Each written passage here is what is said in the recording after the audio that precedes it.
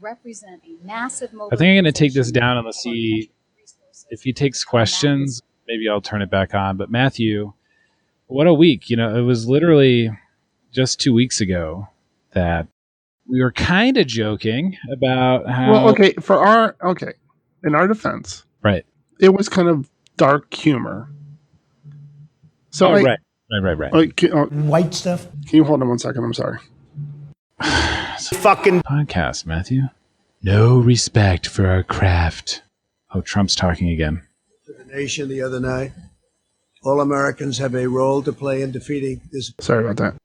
That's my mother-in-law calling me. So. Oof. Mother-in-law's am I right? Huh. I know. So I really want to see if he takes questions. Okay. But no, he's just trying his best to read right now.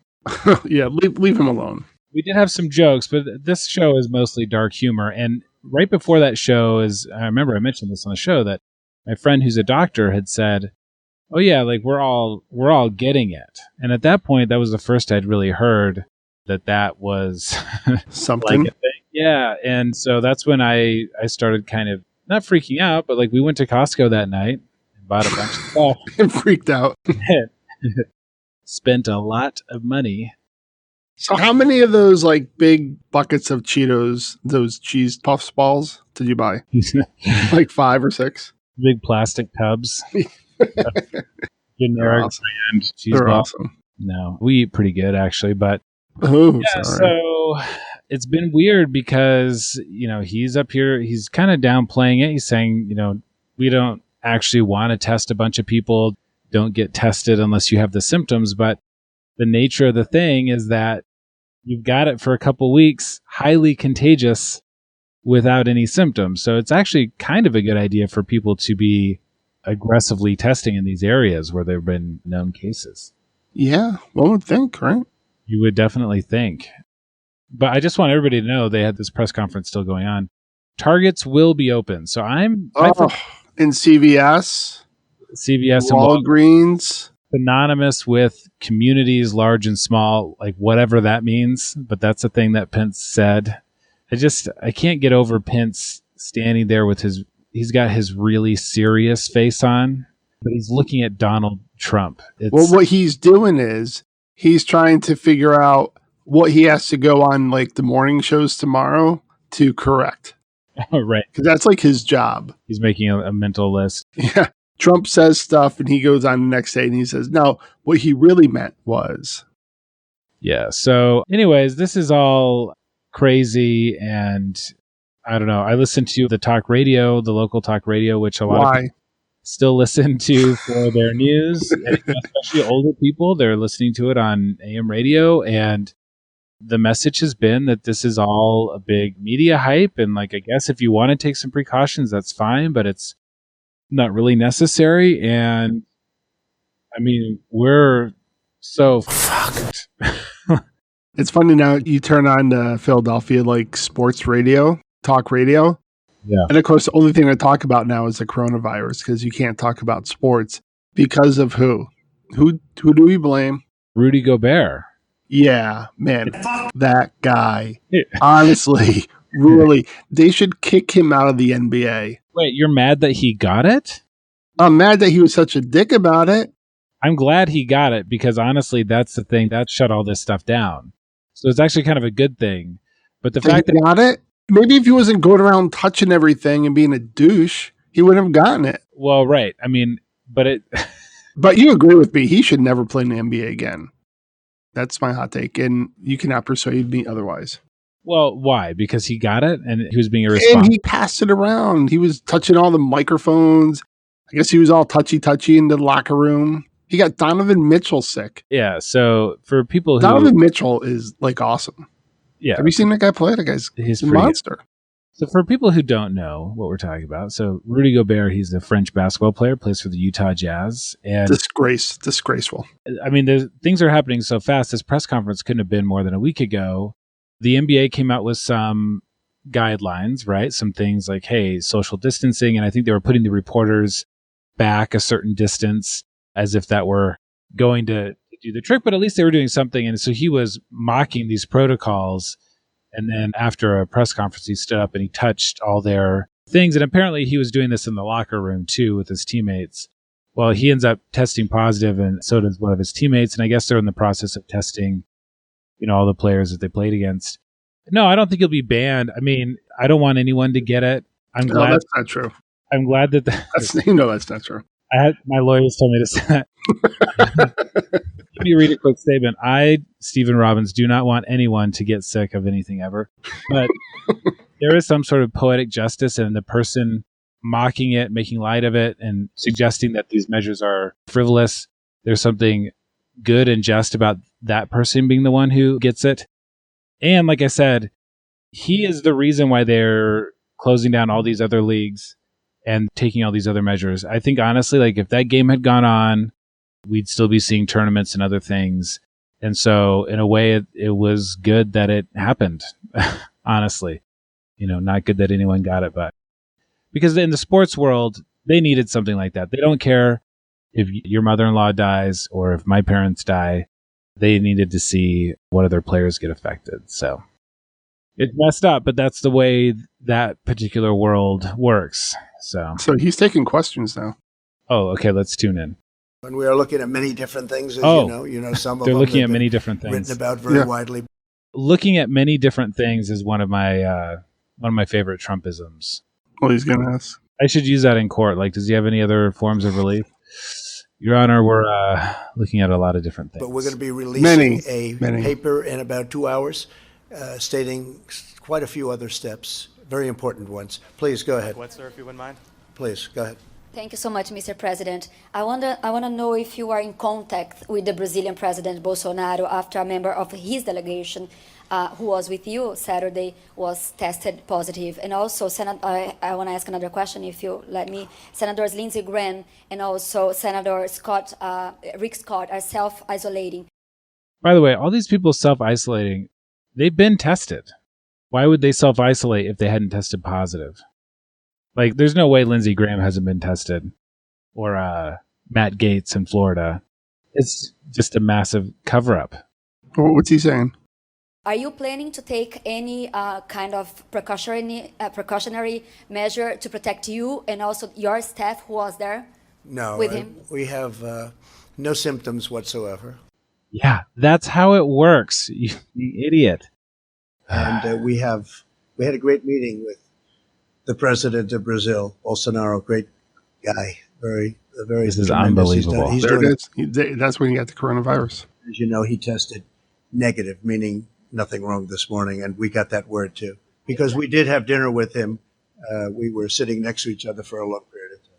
But are you in contact with him over the coronavirus crisis? We're talking about it country to country, but we did discuss he had a problem. It was reported that he may have it, and he doesn't. His son went on TV and said he had it. So, yeah. Well, who can you believe? He has it. Fortunately. Let's see if he's got any more. So much, Mr. President. Dr. Fauci said earlier this week that the lag in testing was, in fact, a failing. Do you take responsibility for that? And when can you guarantee that every single American who needs a test will be able to have a test? What's the date of that? Yeah, no, I don't take responsibility at all because we were given circumstances, and we were given rules, regulations, and specifications from. The problem was the regulations for this kind of an event with the kind of numbers that we're talking about. And what we've done is redesigned it very quickly with the help of the people behind me, and we're now in very CEO of Target. I think we'll be announcing it. Target, okay, all right. And this will start very quickly, and we'll have the ability to do in the millions over a very, very quick period of time. So no, and what we have done, and we are going to be leaving a very indelible print for the future in case something like this happens again. But it was and that's not the fault of anybody. And frankly, the old system worked very well for smaller numbers, much smaller numbers, but not for these kind of numbers. Tony, maybe you'd like to say something. Will you have, yes, please, by Sunday night, will every American be able to get a test? So just to reiterate what I said to many of you multiple times, it's a distance of a system. The system was not. All right, that's enough. That's enough of this. That's enough of this malarkey. Dude. You know what we need no more malarkey. So this is an immigration law podcast. Let me tell you about my experience this week with the immigration court in Seattle. So Seattle is something of an epicenter for this outbreak. There have been a lot of cases there. People need to probably be engaged in aggressive, what are we calling it? Social isolation. Now, right in downtown Seattle, right? This isn't in some suburb, downtown Seattle, big office building, 30 stories high. There's an immigration court where if you go on any given weekday, there's people just packed in there, sardines, right? And the nature of the immigration court is such that there's not a court like in every county or even multiple courts in every state. There's one court for the entire state of Washington, and Oregon's the same way. And the court in Salt Lake City covers multiple states. So you get immigrants coming from every corner of this state, right? So Spokane, Walla Walla, Yakima, Central Washington, all over to this one building, cramming in there. They bring their kids, they're licking things and coughing all over each other. And then after hours sitting in this... Wait. They're licking things. They are, well, licking... Is that what you guys do in Washington? That's what... weird. Is that a West Coast thing? You've got kids. You know that they're licking stuff just constantly. Not East Coast. We don't do that. I'm sorry. Go ahead. This must be a West Coast thing. Yeah. And then they go back to their communities, right? So this is like the worst possible place to keep open. If you have some tiny little local thing and you only service a few people a day and it's all, very local, that's one thing. But this is just thinking about the nature of this problem. And it's just open. And it was, I guess, late Tuesday night, they announced on Twitter that they were going to be closed just for the next day. Then the next day they announced again at like 6 p.m. on Twitter that they were going to be closed the next day. And then they were closed again today.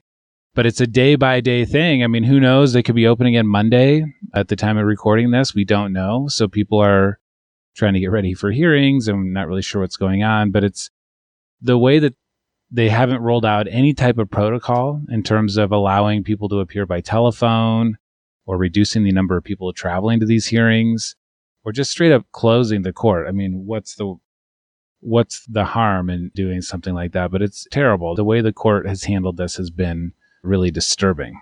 Well, at least they closed your court. Yeah, that's true.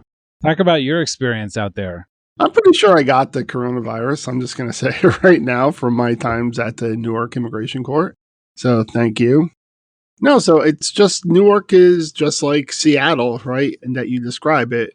Now, it only covers New Jersey, which is a smaller state than Washington, but I think maybe more people. I mean, we're a very densely populated state. And they have a waiting room. They have one general waiting room. And it probably seats 60 people or so. And they'll have 2 or 3 master calendar hearings at the same time. In a master calendar hearing might have 50 to 60 cases. So that's 50 to 60 people that are going to show up with their ride, family members or ride, whatnot. You have the lawyers. So easily in that room, people are going to be there. It's going to be well over 100 people. And so it's standing room only. People are jammed in. If you walk out of the waiting room, you have guards there to like yell at you, like, where are you going? And the court's not open. Get back in there. I have to go to the bathroom. Like, okay, that's fine. And so I always stand, even in the best of times, I stand out by the elevators, pretending I'm on my phone because, I'm kind of a big deal. So I don't want to be like in there with like the regular people. You know how it is, right? Yeah. When you have a podcast as successful as ours, you really can't. It's just uncomfortable for us, So I try to stay away. I socially distance myself like I do every day of my entire life. And guards are always yelling at me like, you can't stand out there. I'm like, yeah, whatever, dude. And then they realize who I am and they lay off. So the judges decided, hey, let's socially distance. So only attorneys come in and you have your clients wait in the waiting room. Now, the judges could say, tell your clients to go home. Yeah, we obviously don't need them here. Tell them to go home. But no, So now you have the room packed for hours while the judges are going through all the cases. And it's just ridiculous because, so just so people know, and I think we've probably described it before, here's a typical master calendar hearing. Let's do one right now. We'll role play. Okay, I'll be the judge. Oh, I wanted to be the judge. You want to be the judge? You be the judge. These are continued removal proceedings in the case of Matthew J. Archambault, a number 069069069. Nice. We were previously together in this matter on February 12th, at which time I informed the respondent that he must return today with counsel and an application ready to proceed in his case. And Mr. Archambault, are you ready to move forward? I am, Your Honor. If I may approach, I have the client's written pleadings, my E-28 as far as an application for asylum, withholding of removal, and protection pursuant to the Convention Against Torture. All right. What we're really looking for is individual hearing date. I got it. And government, did you receive these? He's on solitaire, so he's not responding immediately. Government, did you get these? We did, Your Honor. All right, I'm going to mark them into the record as Exhibit 2. The notice to appear was previously marked as Exhibit 1.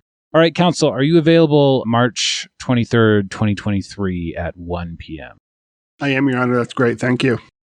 All other documents, evidence must be received 30 days in advance, along with the witness list. If you're planning on having any witnesses, I'm going to provide your client with a copy of the frivolous warning. Anyways, we're adjourned. Thank you. Basically it. Yeah, that's about it. You might have a judge that talks a little slower, maybe throws in a couple other things, but that's... And you might even have a judge every once in a while that will ask you questions about... Here in Philadelphia, we have a judge that will kind of like pry into like the claim and all that in social groups and all that. But let me be clear. The client ain't saying anything. Typically, the only thing the client would say is confirm their address and say that, yeah, the jamoke sitting to my left is my attorney. You want Mr. Archambault to represent you, and are you still living it? And why? Yeah, why? Do you need the bar complaint paperwork now, or do you want to get it later? So that's really basically it. So imagine waking up at like 4 a.m. and driving from Walla Walla, Washington, all the way across the state to sit there for that hearing. Now, judges have the authority to grant appearances by telephone, and I've had some people on Twitter say, well, yeah, but the court, they can't take all those motions. They're going to be overwhelmed. And it's like, they can just decide to do it that way. We're all people here. Like, there's no reason why they need to get written motions for all these things. They should issue a statement to the immigration bar and say, all right, look, all hearings are going to be telephonic. You can appear from your office with your client. We do those all the time because I'm far enough away from the court that telephonic is pretty routine.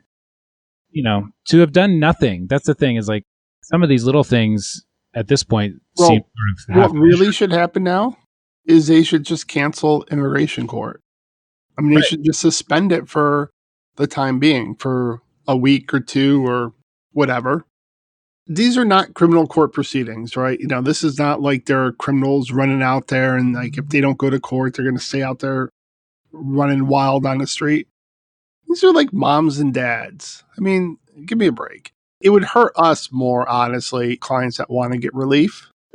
Right. Because, there are reasons why you do want to go to court. My hearing today, I had an individual today in Seattle, and the hearing got canceled. Was a really good cancellation case. Like, we were going to get placed in the line to get a green card. She's been in removal proceedings since 2014. So she was kind of annoyed when we called her to say that court had been canceled, because at this point it's been 6 years.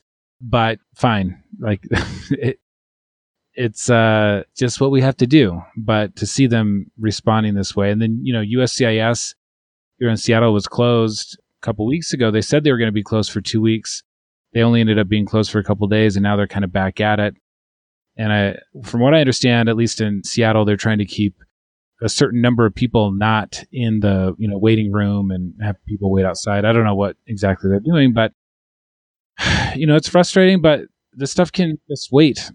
It can wait. Well, the Eastern District of Pennsylvania, the court that does criminal trials, has suspended all their trials, both civil and criminal, for like the next 2 weeks. Yeah. I mean, it's really kind of the least we could do. So I don't know. It'll be interesting though, because like I said, yesterday on the talk radio, one of the hosts was saying, I'm going to go out to eat tonight because I want to support the economy. And it's almost like, spread the virus to own the libs kind of thing. This is all just media hype. And so we're going to make a point of going out in public places and just really irresponsible. So where do you think he's going? Applebee's? Well, there's a really good Arby's just down the street from their studio, actually. So, wow, that's something.